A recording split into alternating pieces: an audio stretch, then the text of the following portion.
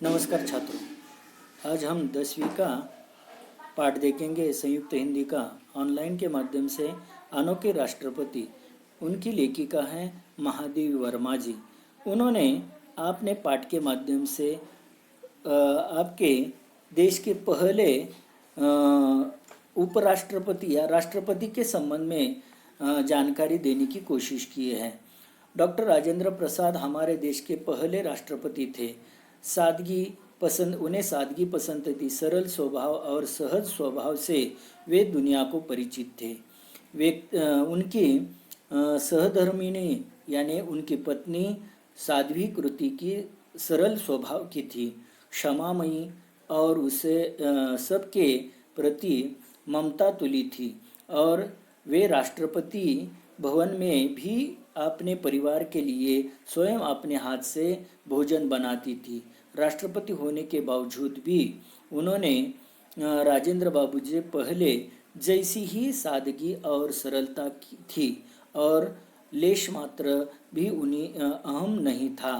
प्रस्तुत संस्मरण में या पाठ में लेखिका महादेवी वर्मा जी ने राजेंद्र बाबू और उनकी सहधर्मिणी की सादगी, सरलता, निश्चलता और सहज स्वभाव के बारे में आंखों देखा वर्णन किया है।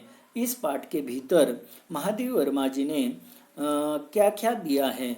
महादेवी वर्मा जी अपने पहले राष्ट्रपति के संबंध में बताते वक्त उन्होंने आपने आंखों से देखे वर्णन का ही जिक्र किया है। अभी लेखिका का परिचय देखेंगे। महादेवी वर्मा जी का जन्म 1907 फरखदाबाद उत्तर प्रदेश में हुआ। उनका मृत्यु 1987 में इलाहाबाद में यानी उत्तर प्रदेश में ही हुआ। उनका परिचय देखते वक्त महादेवी वर्मा जी प्रतिभावान साहित्यकार थी। आप छायावाद के 4 प्रमुख स्तंभों में से एक मानी जाती है। आपकी रचनाएं समाज के प्रत्येक वर्ग को प्रभावित और प्रेरित करती हैं। आपको आधुनिक मीरा और हिंदी के विशाल मंदिर की सरस्वती कहा जाता है। उनकी कृतियाँ कौन कौन सी थी? उनकी कृतियाँ ऐसी थी: निहार, रश्मि, संध्या गीत यानी कविता संग्रह है, संकल्पिता, श्रृंखला की कड़ियाँ निबंध है, पद के साथ मेरा परिवार, अतीतम के चलचित्र यानी रेखा चित्र आदि हैं। महादेवी वर्मा जी अपने प्रस्तुत पाठ के द्वारा लिखती है। प्रस्तुत स्मरण में भारत के प्रथम राष्ट्रपति द्वारा राजेंद्र प्रसाद जी के बारे में है। पाठ में डॉक्टर राजेंद्र प्रसाद जी की सादगी, सरलता, सहज स्वभाव के बारे में प्रकाश डाला गया है।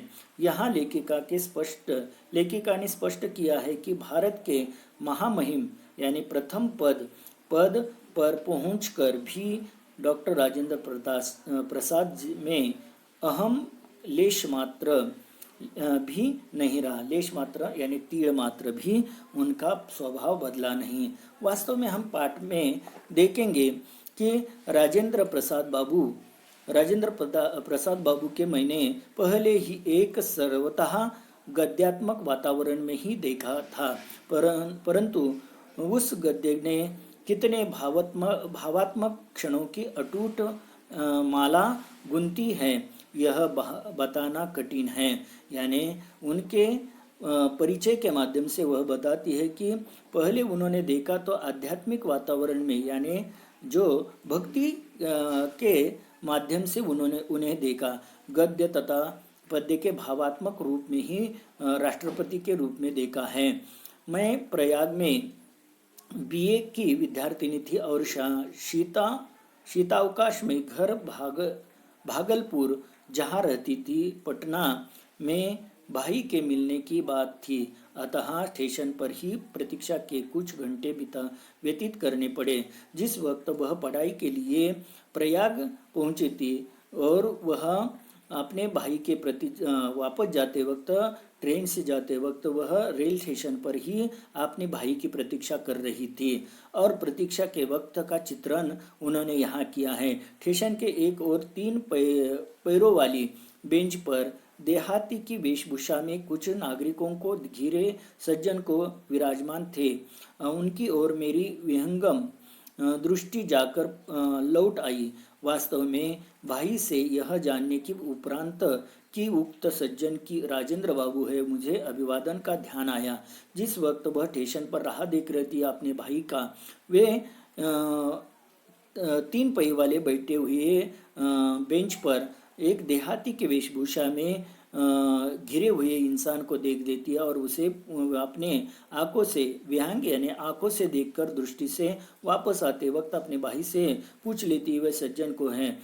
तो अब उन्होंने बता दिया कि हमारे राष्ट्रपति डॉक्टर राजेंद्र बाबूजी हैं, मुझे अभिवादन यानी प्रणाम करने की इच्छा पैदा हो गई। पहली दृष्टि में ही जो आकृति स्मृति में अंकित है हो गई थी, उनमें से एक वर्षों ने न कोई न रेखा जोड़ी और न कोई नया रंग भरा, यानी उन्हें पहली बार देख लिया था, उसी में कोई परिवर्तन 1 साल के बाद में भी नहीं दिखाई दिया।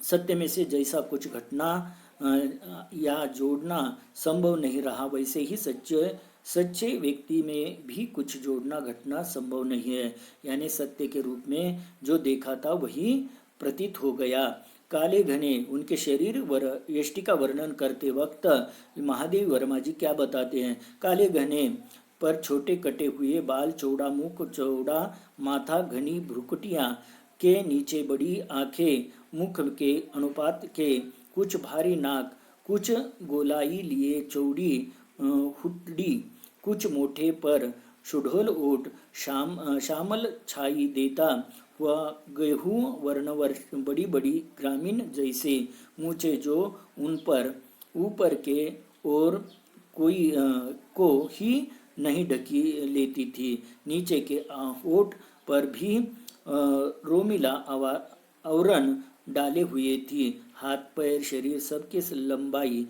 की एक ऐसी विशेषता थी जो दृष्टि को अनायास आकर्षित कर लेती।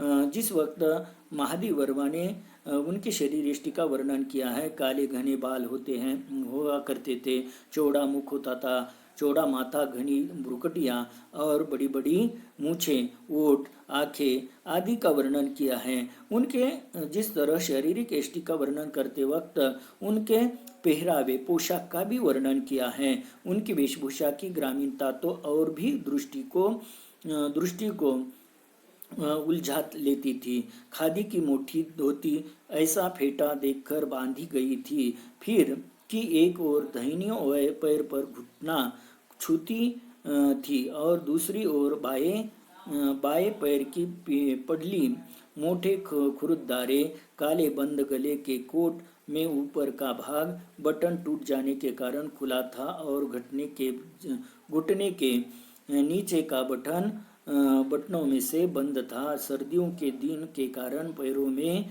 मोजे जूते तो थे, परंतु कोट और धोती के समान उनके भी विचित्र स्वच्छंदतावाद था। मिट्टी की परत ने न जूतों के रंग का पता चलता था, न रूप का। गांधी टोपी की स्थिति तो और भी विचित्र थी। उनके आगे की नोक भाई भूख पर खिसक आई थी और टोपी की ओर माथे पर पट्टी की तरह लिपटी हुई थी। देखकर लगता था मानो वे किसी हड़बड़ी में चलते चलते कपड़े पहनने आए हैं, अतः जो जहाँ जिसके स्थिति में अटक गया वह वही उसी स्थिति में लटक गया।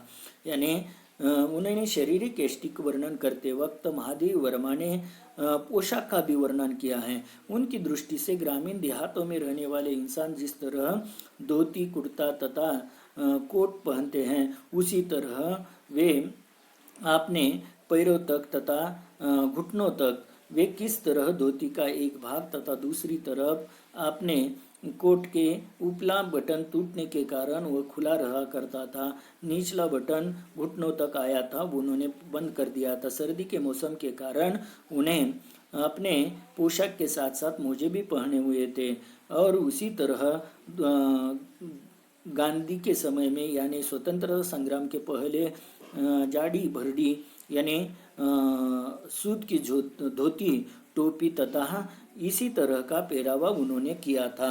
आगे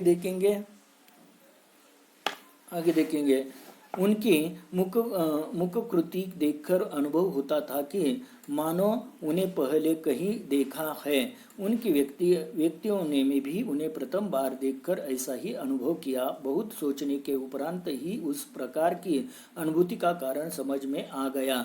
यानी लेखिका कहती है कि मन में वह सोचने लगी, उन्हें कहीं पहली बार देख लिया है हमने।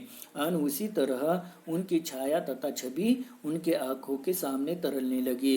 राजेंद्र बाबू की मुखकृति ही नहीं, उनके शरीर के संपूर्ण गठन में एक सामान्य भारतीय जन की आकृति और गठन की छाया भी, अतः उन्हें देखने वाले को कोई न कोई आकृति या व्यक्ति स्मरण हो आता था और वह अनुभव करने लगता था कि इस प्रकार के व्यक्ति को पहले भी कहीं देखा है। आकृति तथा वेशभूषा के समान ही वे अपने स्वभाव और रहन सहन में सामान्य भारतीय कृषक का ही प्रतिनिधित्व करते थे। प्रतिभा और बुद्धि की विशिष्टता के साथ साथ उन्हें जो गंभीर संवेदना प्राप्त हुई थी वही उनकी सामान्यता को गरिमा प्रदान करती थी। व्यापकता की ही सामान्यता की शपथ है, परंतु व्यापकता संवेदना की गहराई में स्थित बनाई रहती है। महादेव वर्मा जी इस वक्त उन्हें सोच रही थी कि कहाँ देखा है। राजेंद्र बाबू की मुखकृतियाँ तथा शरीर यष्टि में कोई बदलाव नहीं आया करता था। सामान्य भारतीय इंसान की तरह वह रहन सहन थी।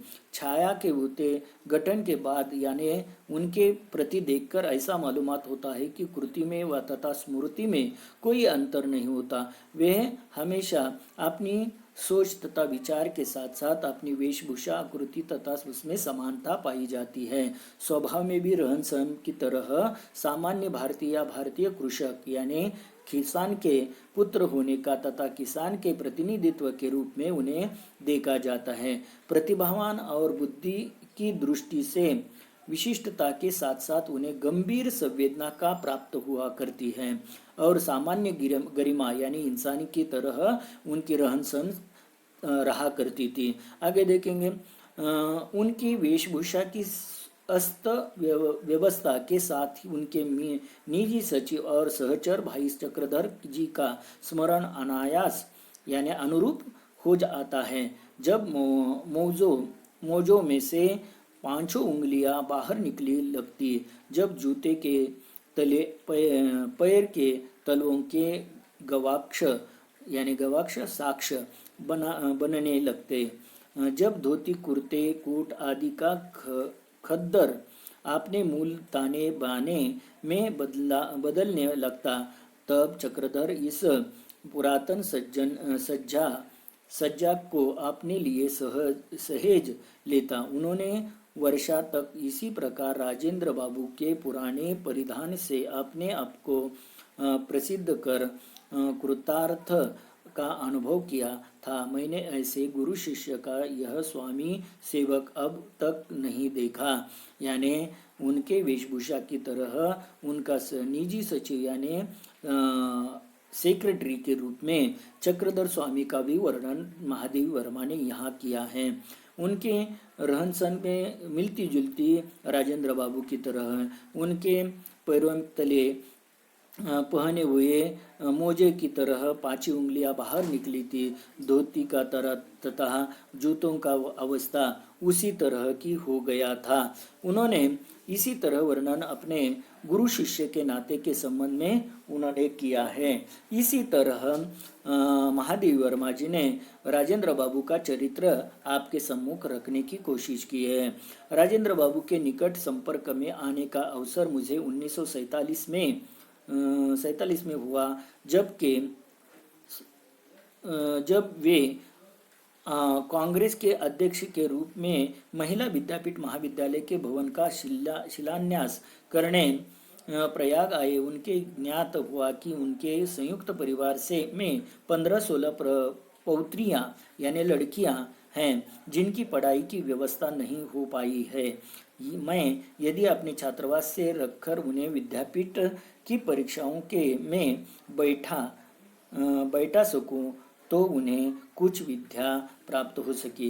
देखिए, राजेंद्र बाबू को तथा महादेव वर्मा का परिचय उन महिला विद्यापीठ के उद्घाटन शिलान्यास के अवसर पर हुआ था।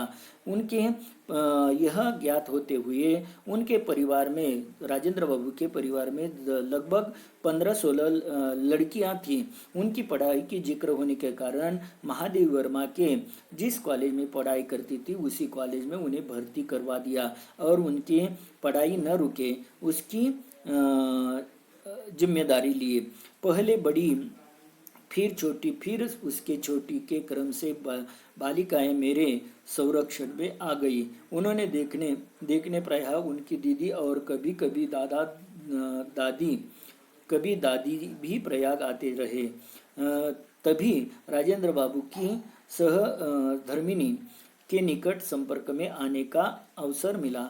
वे सच्चे अर्थ में धरती की सुपुत्री थी।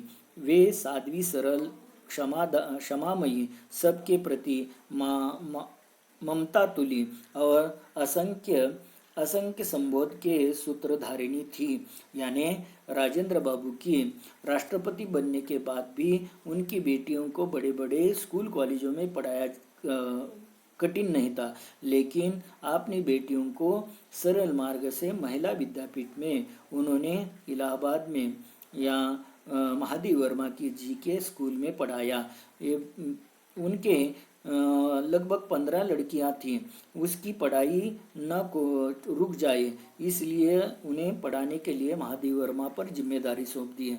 उनके साथ साथ राजेंद्र बाबू की धर्मपत्नी भी उसी तरह के सरल स्वभाव की थी।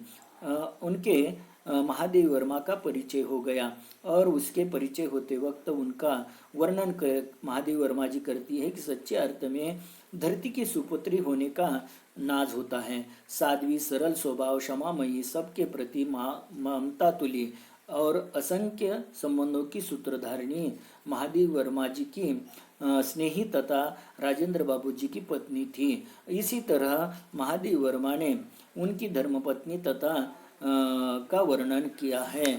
लेखिका किस तरह से वर्णन कर, हाँ, देखते वक्त आगे देखेंगे। उनका वर्णन करते वक्त महादेव वर्मा ने आगे क्या बोल दिया है देखेंगे। ससुराल में उन्होंने बालिका वधू के रूप में ही पदार्पण किया था। संभ्रांत जमींदार परिवार की परंपरा के अनुसार उनके घंटों सिर झुकाकर नीचा करके एक आसन बैठना पड़ता था। परिणामतः उनकी रीढ़ की हड्डी इस प्रकार झुक गई कि युवती होकर भी वे सीधे खड़ी नहीं रही हो पाती थी। यानी महादेव वर्मा जी ने डॉक्टर राजेंद्र प्रसाद जी की पत्नी का वर्णन करते वक्त ससुराल में आने के पहले वह किस तरह बालिका वधू यानी छोटी उम्र में ही उनकी शादी हो गई, पदार्पण हुआ था। लेकिन वह पुराने मैके में जमींदार का परिवार होने के कारण उनके घर में घंटों बैठना पड़ता था। सिर झुकाकर बड़ों के सामने बैठना, घंटों पे बैठने के कारण उनकी रीढ़ की हड्डी में झुकाव पैदा हो गया था। इसके कारण वह सीधी खड़ी भी नहीं हो सकती थी। बालिकाओं के संबंध में राजेंद्र बाबू का स्पष्ट निर्देश था कि वे सामान्य बालिकाओं के समान बहुत सादगी और संयम से ही रहे। वे खादी के कपड़े पहनती थी जिन्हें वे स्वयं ही धो लेती थी। उनके साबुन, तेल आदि का व्यय भी सीमित था। कमरे की सफाई, झाड़ू पोछा, गुरुजनों की सेवा आदि भी उनके अध्ययन के आवश्यक अंग थे। यानी हॉस्टल में रहने के वक्त राजेंद्र बाबू की लड़कियां सर्वसामान्य लड़कियों की तरह ही रहे, ऐसे स्पष्ट संकेत थे, निर्देश थे। वे सामान्य बालिकाओं की तरह अपने दूसरों के साथ व्यवहार करे, सादगी से रहे, संयम से रहे। आपके पिताजी बड़े ओहदे के होते हुए भी वे दूसरों के साथ तथा बड़ा जाओ नहीं करती थी। वे खादी के कपड़े ही पहनती थी। वे स्वयं अपने कपड़े धोती थी। उनके खर्चे का भी इतना बढ़ाव जाव नहीं था। व्यय के सीमित था। गुरुजनों की घर कमरे का साफ सफाया तथा झाड़ू पोछा करना उनका धर्म समझती थी। इसी तरह के सादगी के गुण उसमें शामिल थे। गुरुजनों की सेवा करना आदि अध्ययन के भाग समझकर वे सभी कार्य किया करती थी उनकी लड़कियां। आगे देखेंगे, उस समय स्वतंत्रता संग्राम के सैनिकों का गंतव्य यानी जेल की रहता था।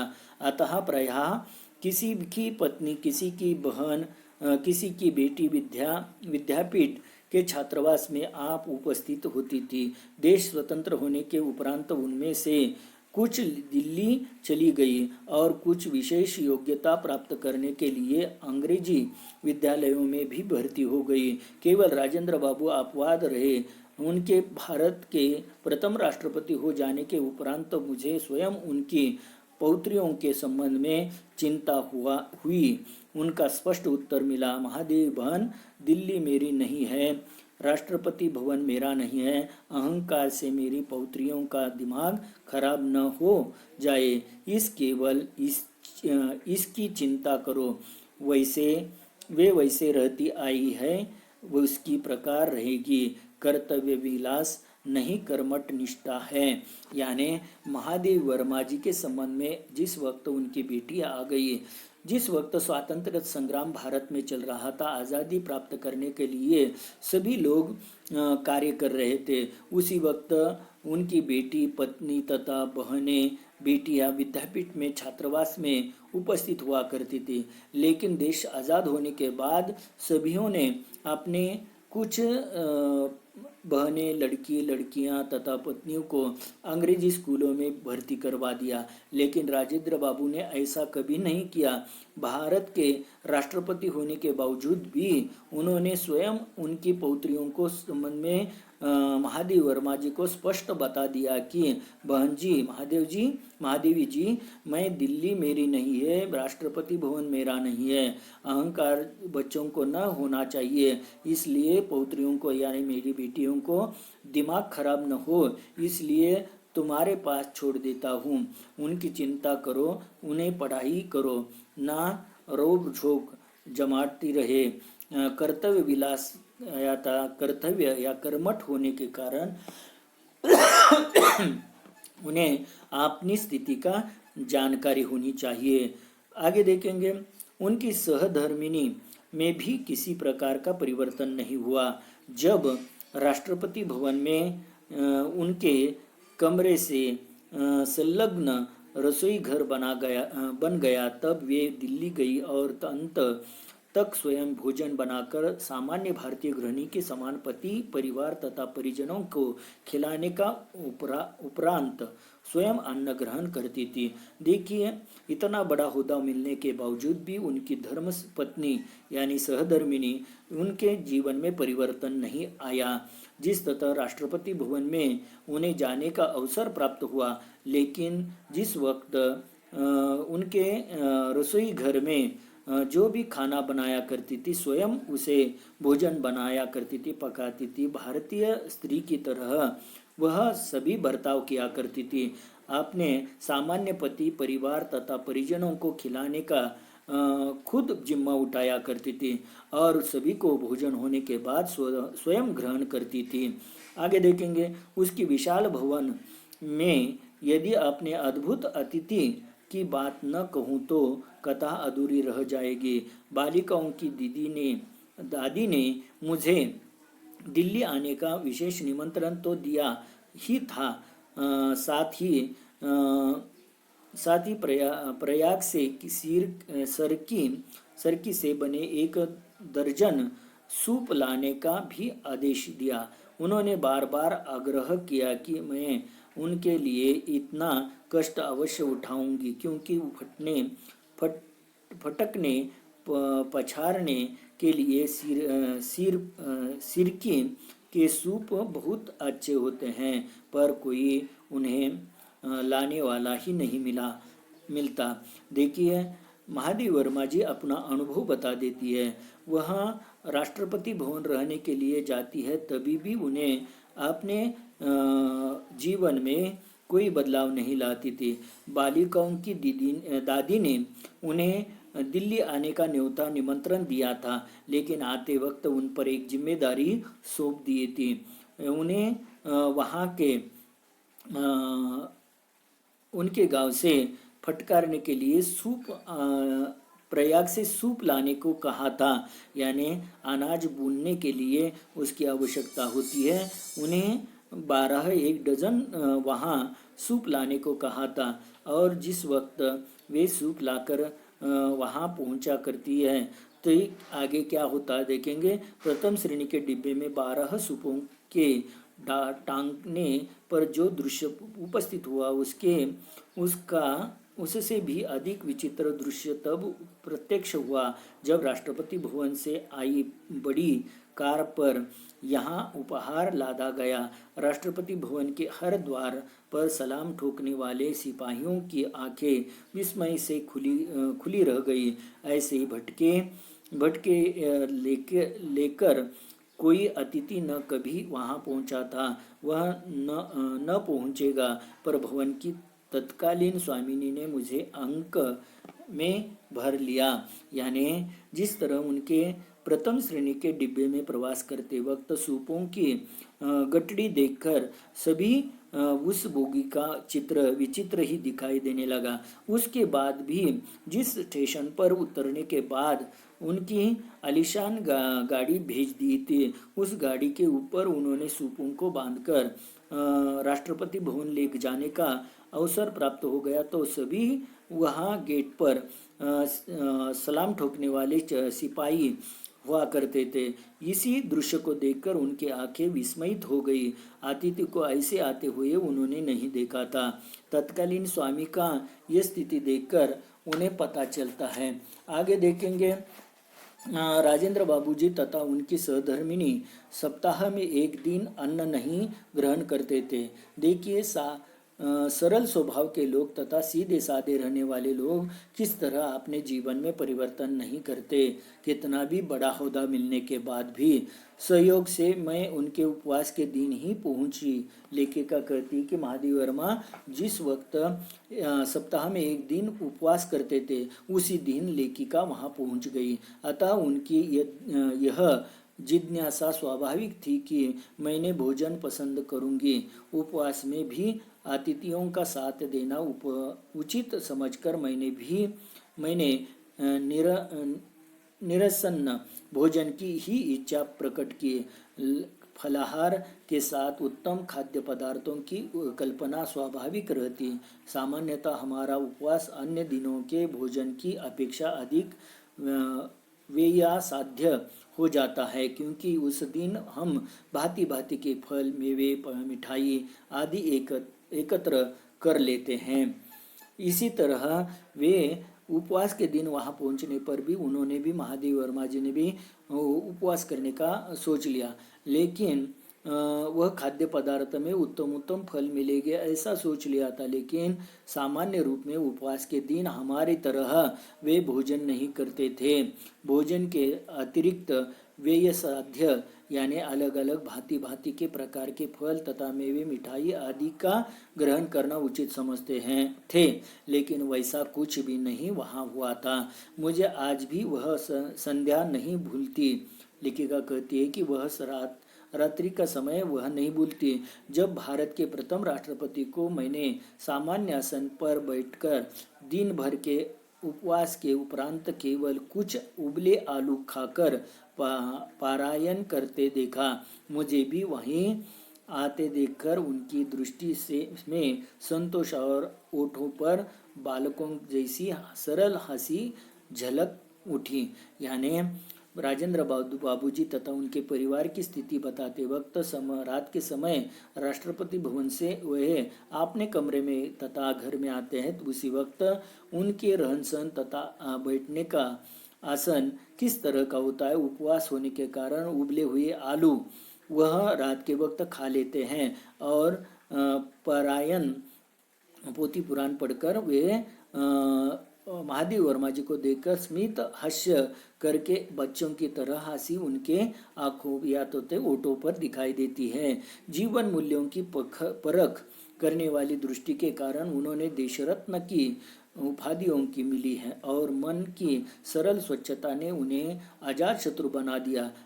उनके अनेक बार प्रश्न उठता है, क्या वह सांचा टूटा गया जिसमें ऐसे कठिन कोमल चरित्र ढले थे।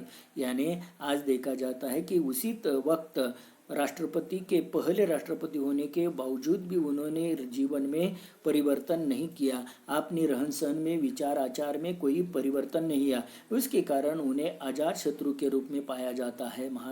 ऐसा वर्णन महादेव वर्मा जी ने किया। आज देखा जाता है कि सीधा राष्ट्रपति भवन का दृश्य देखने पर उसके रहन सहन, अलग विचार सोच तथा अतिथियों का सत्कार यह देखा जाता है। इसी तरह महादेव वर्मा ने हमारे राष्ट्रपति के संबंध में, अनोखे राष्ट्रपति के संबंध में उन्होंने जो भी जानकारी दी है वह हमने यहाँ बता ली है। लेकिन वह पाठ खत्म होने के बाद आप पर एक जिम्मेदारी होती है कि पाठ के नीचे पृष्ठ क्रमांक 20 तथा 20 पर दी गई सभी स्वाध्याय के रूप में सवाल है उसे छुड़ा कर रखिए, यानी उसमें कोई दिक्कत होती हो तो मुझे पूछा जा सके, यानी कोई आपको अटकाव नहीं करेगा। तुरंत फ़ोन करें, मुझे उत्तर तथा सवाल का जवाब पूछे, आपको कोई दिक्कत नहीं होगी। धन्यवाद।